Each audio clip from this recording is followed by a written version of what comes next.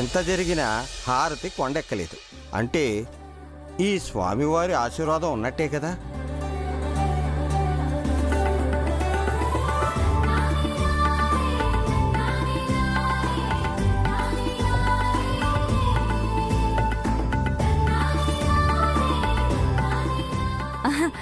కానీ లెక్క ప్రకారం అరిష్టమే కదా. మేం బాధపడతామని నిజాలేమీ దాచకండి. నిత్యం ఆ భగవంతుడి స్మరణలోనే ఉండే పూజారినమ్మా. ఉన్నది దాచను, అబద్ధం చెప్పను. సగం కర్పూరం వెళ్ళి పడింది కూడా కొబ్బరి నీళ్ళలోనే కదా.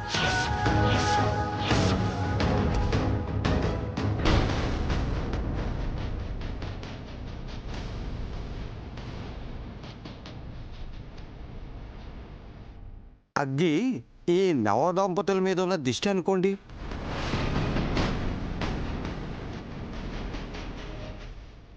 కొబ్బరి నీళ్లు దంపతుల మధ్య ప్రేమ అనుకోండి. మనుషులైనా దుష్టశక్తులైనా ఎవరైనా సరే ప్రేమ ముందు ఓడిపోవాల్సిందే.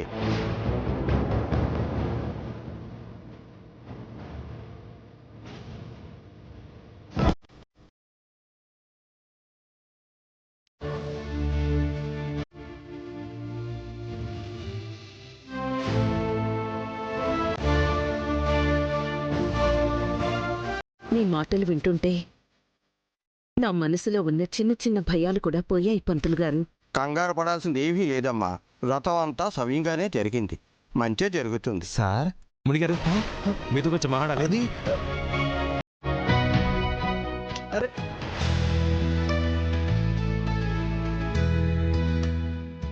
పంతులు గారు, శాంతి ముహూర్తం ఏర్పాట్లు ఎప్పుడు చేసుకుంటే బాగుంటుందో చెప్తే.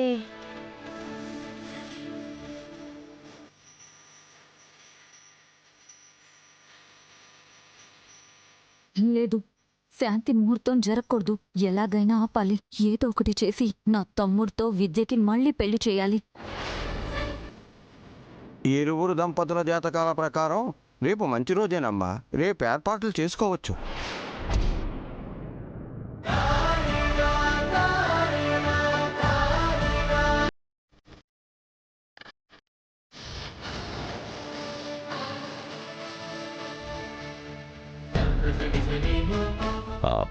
పంతులు గారు, ఒక చిన్న మాట.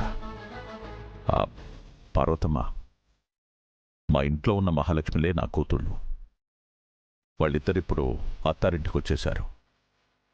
పైగా మా అబ్బాయిలిద్దరూ పట్నం వెళ్ళారు. పద్మ ఒక్కతే అక్కడ శాంతి ముహూర్తం ఏర్పాట్లు చూసుకోలేదనిపిస్తుంది. అందుకని ఆ శాంతి ముహూర్తం ఏదో మీ ఇంట్లోనే జరిపిస్తే బాగుంటుందని. అందులో ఏముందన్నయ్య గారు, అలాగే చేద్దాం. మా ఇంట్లో అయితే ఏదో ఒకటి చేసి శాంతి ముహూర్తం చెడగొడదాం అనుకున్నాను. కానీ ఇప్పుడు ఇక్కడంటే ఎలా? ఏదో ఒకటి చేయాలి.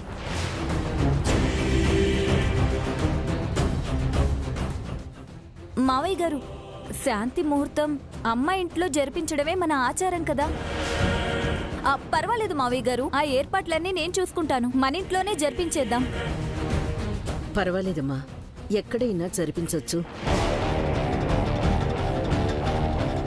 ఇక్కడైతే ఇంతమంది ఉన్నారు కదా, నీకొక్కదానికే ఎందుకు శ్రమ చెప్పు? శ్రమేం లేదండి. పద్మ, కావాలంటే నువ్వు ఇక్కడికే వచ్చి సాయం చేయి, సరిపోతుంది కదా. చెడగొట్టే నేనుంటే చంద్రమండలంలో మొదటి రాత్రి ఏర్పాట్లు చేసినా నాకోకే. సరే మావయ్య గారు. బాబు, హారతి కొండెక్కక ముందే స్వామివారికి హారతి ఇవ్వండి. రండి.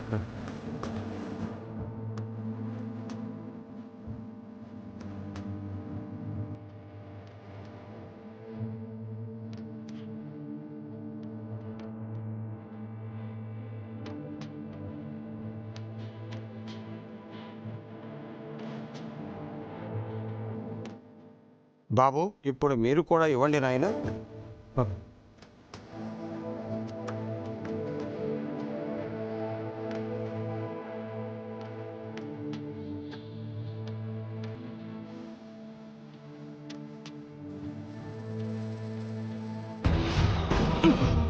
ఏంటి డబ్బులు ఇస్తావా? ఇప్పుడు లేవండి.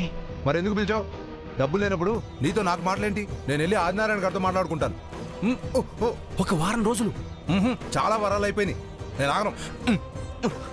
కాదనకండి, ఆఖరు. సరే, ఈసారి మాట తప్పితే మీకు ఫోన్ చేయకుండా డైరెక్ట్గా ఆదినారాయణ గారికి చెప్పేస్తాను. అట్లాగే.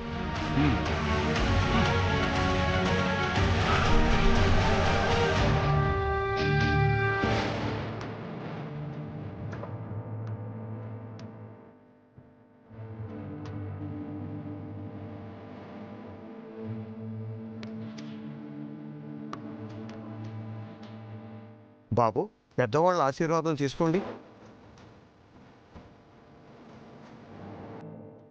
ముందు అమ్మగారి ఆశీర్వాదం తీసుకోండి.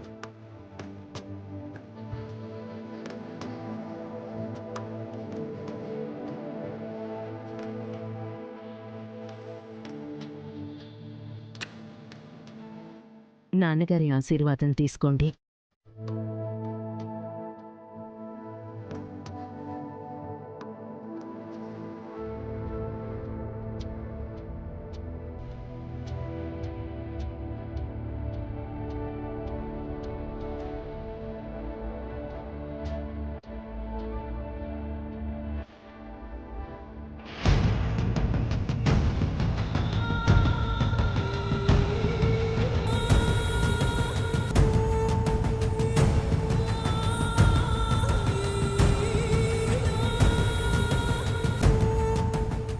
ఏంటే బండరాయిలా కదలకుండా చూస్తున్నావు?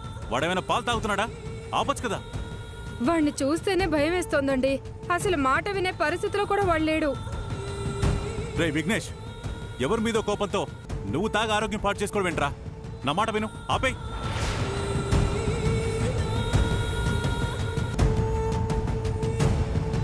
రే రే విఘ్నేష్, ఇలా తాగితే చేస్తావురా? నా మాట విను. వదిలేయండి బాబాయ్.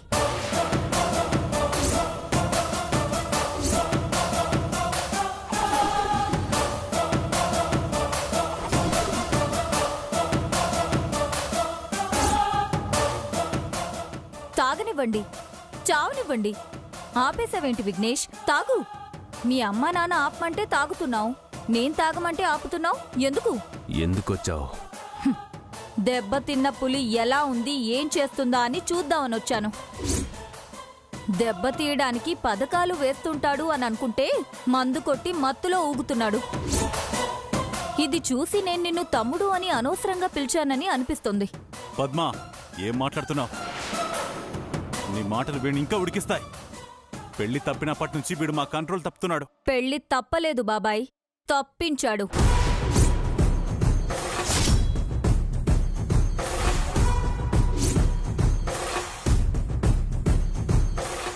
ఎదురుగా వచ్చే శత్రువుల్ని 100 మందినైనా మనం ఎదుర్కోవచ్చు, కానీ పక్కనే ఉండి వెన్నుపోటు పొడిచే వాళ్ల నుండి మనం తప్పించుకోలేము. విఘ్నేష్ పక్కనే నమ్మిన బంటులా ఉండి మన ప్లాన్స్ అన్నీ తెలుసుకొని ఆ సుబ్బుగాడు దొంగ దెబ్బతీశాడు. లేకపోతే ఈ పాటికి శ్రీనిధి మీ ఇంట్లో ఉండేది. వాడే వాడే సుబ్బుగాడి వల్ల ఇదంతా జరిగింది. వాడిని అసలు నేను వదిలిపెట్టను. మరి తెలుసు కదరా, తెలుసు కూడా నువ్వు ఇలా అయిపోతే ఎలా చెప్పు? నాన్న, నేనేవో నువ్వు తెచ్చుకున్న మందు తాగుతూ మత్తులో ఉన్నాను.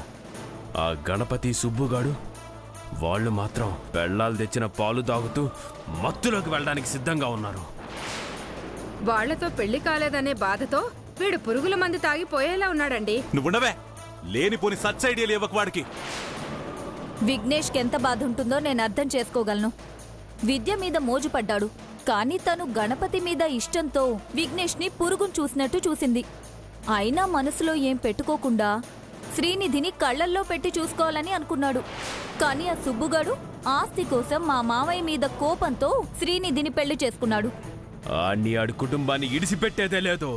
చూడు విఘ్నేష్, నేనిక్కడికొచ్చింది నిన్ను రెచ్చగొట్టడానికి కాదు. జింకని వేటాడేటప్పుడు పులి ఎంత ఓపిగ్గా ఉంటుందో అలా ఉండమని చెప్పడానికి. పులి ఆవేశపడితే జింక జాగ్రత్త పడుతుంది. ఆవేశంలో నువ్వేదైనా వాణ్ణి చెయ్యాలని చూస్తే జైల్లో ఉంటావు. నువ్వొక్కగానొక్క కొడుకువి. నీకేమైనా అయితే బాబాయ్ పిన్ని తట్టుకోలేరు. కానీ ఆ పార్వతికి 2 కొడుకులు. పైగా ఇల్లిప్పుడు కూతుళ్ళు కోడళ్ళు అల్లుడితో ఇలా అందరితో ఆనందంగా ఉంది. మనం ఆ ఆనందం మీదే దెబ్బ కొట్టాలి. ఆ దెబ్బ ఎలా ఉండాలంటే బ్రతకాలంటే భయం పుట్టాలి. జీవితం అంటే అసహ్యం రావాలి.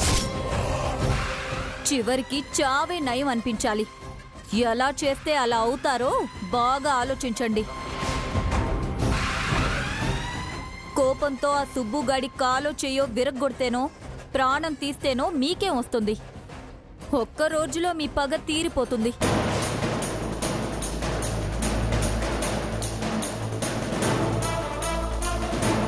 కానీ అలా పగ తీర్చుకుంటే మజా ఏం వస్తుంది?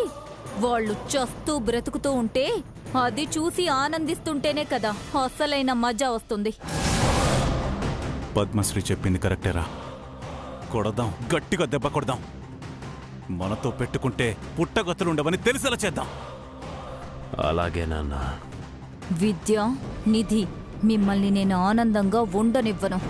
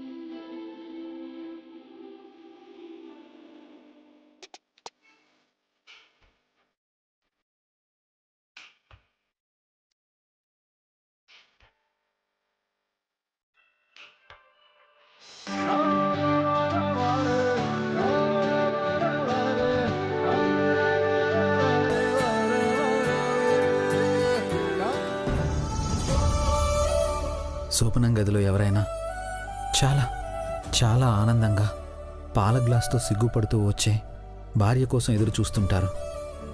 కానీ నేను మాత్రం ఒక దోషిలా తప్పు చేస్తున్నాననే ఒక గిల్ట్ ఫీలింగ్తో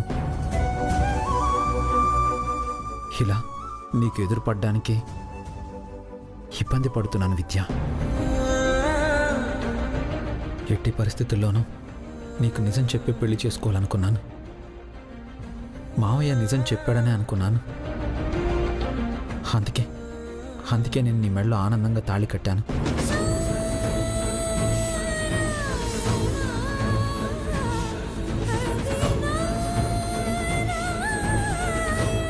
కానీ మావయ్య నువ్వనుకుని మరి ఎవరికి నిజం చెప్పాడో అర్థం కావడం లేదు.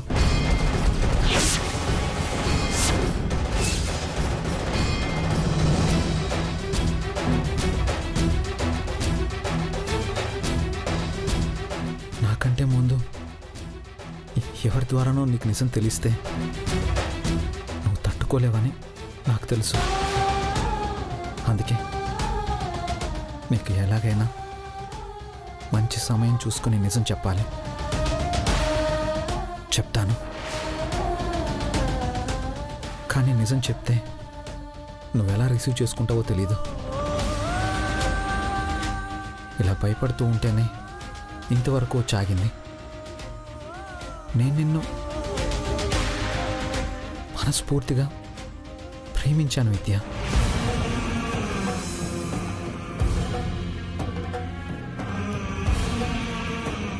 నా వల్ల నువ్వు బాధపడే పరిస్థితి ఎప్పటికీ రాకూడదు.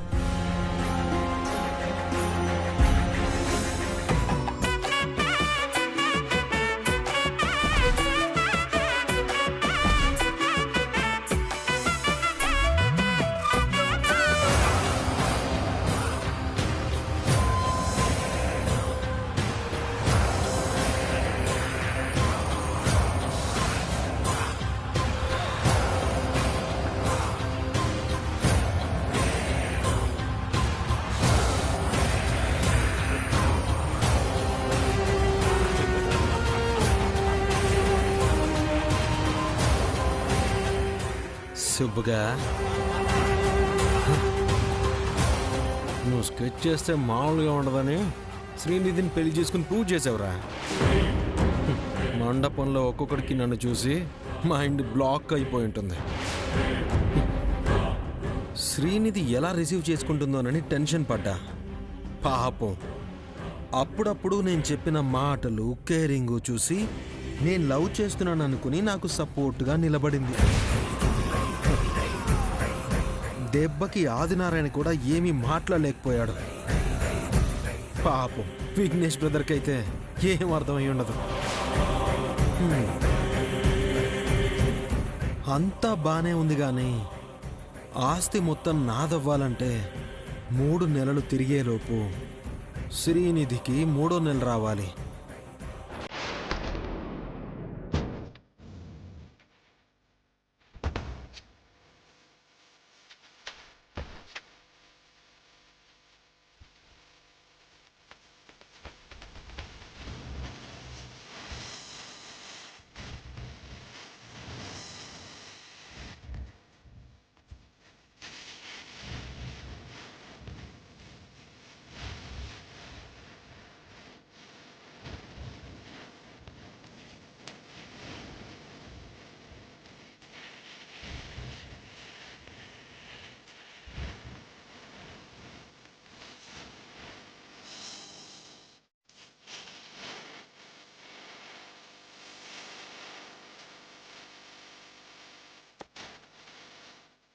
గడియ పెట్టేశారేంటండి?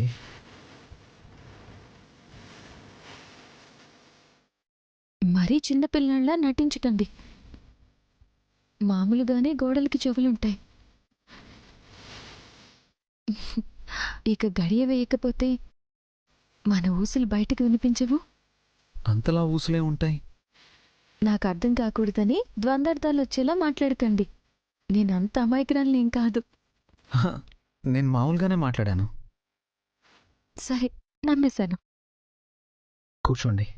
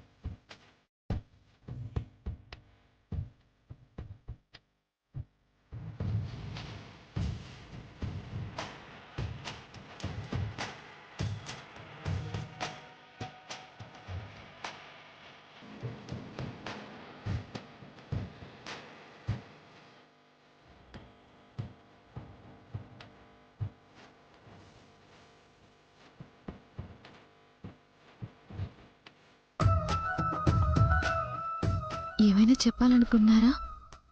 లేక అడగలేక మొహమాట పడుతున్నారా? నేను మీ భార్యని. నా దగ్గర మొహమాటం ఎందుకు? మనసులో ఏముందో చెప్పండి. అది అది విద్య. సరే, ముందు పాలు తాగండి.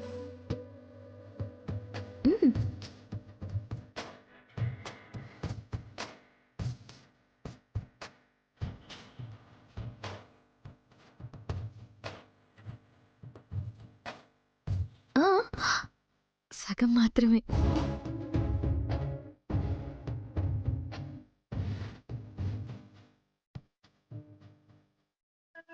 ఈ బుక్ ఏంటి?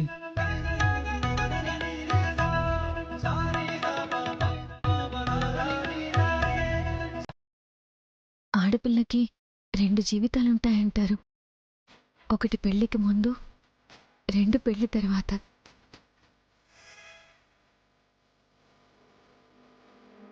పాల గ్లాస్ తీసుకొని సిగ్గుతో శోభనం గదిలోకి అడుగుపెట్టే అమ్మాయి త్వరలోనే తాను పాలిచ్చే తల్లిగా అవ్వాలని కోరుకుంటుంది.